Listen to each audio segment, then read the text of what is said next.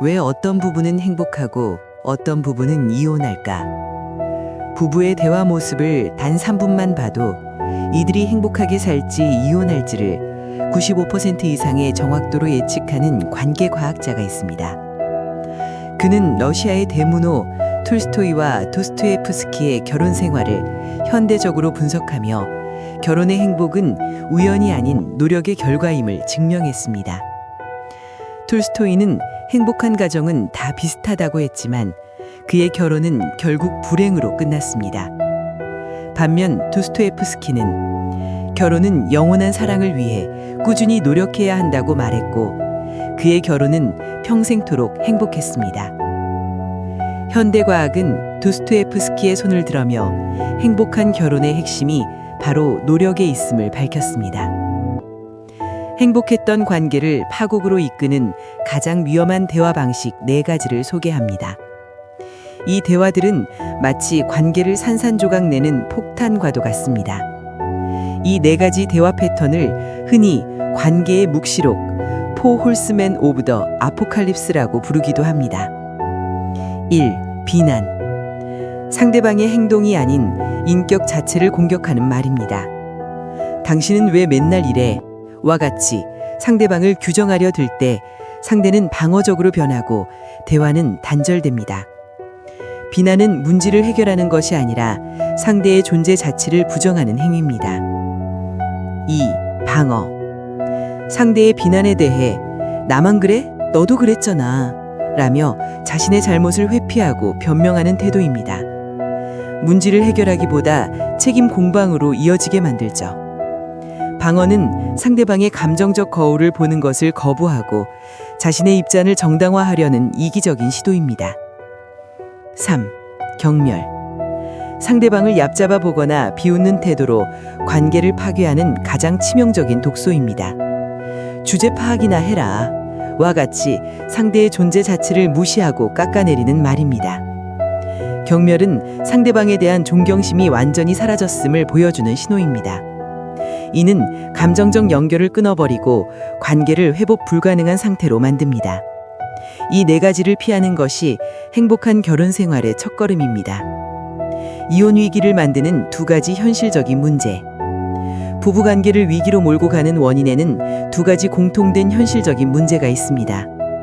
이 문제들은 단순히 개인의 문제가 아니라 부부 공동의 책임과 신뢰가 무너졌음을 보여줍니다. 1. 돈 문제. 많은 부부가 이혼을 결심하게 되는 원인 중 하나는 돈 문제입니다. 상대방의 소비 습관이 가정의 재정 규모를 넘어설 때 갈등이 폭발합니다. 한 달에 수백만 원씩 게임 아이템에 쓰는 남편 혹은 끊임없이 옷을 사는 아내의 이야기는 단지 개인의 문제가 아니라 부부 공동의 책임과 신뢰가 무너졌음을 보여줍니다. 이런 경우에는 용돈 공간을 정하거나 공동 가계부를 사용하는 등 합의를 통한 재정 관리가 중요합니다. 무분별한 소비는 결국 관계의 균열을 초래합니다. 2. 자녀 문제. 서로 다른 교육관은 부부를 가장 힘들게 합니다. 한쪽은 빡빡한 사교육을, 다른 쪽은 자유로운 방목을 주장하며 의견 충돌을 겪습니다. 예를 들어 한쪽 배우자는 아이의 인생을 부모가 결정해주지 말자고 주장하는 반면 다른 한쪽은 뒤처지면 안 된다는 생각에 사로잡혀 과도한 교육에 입집착합니다.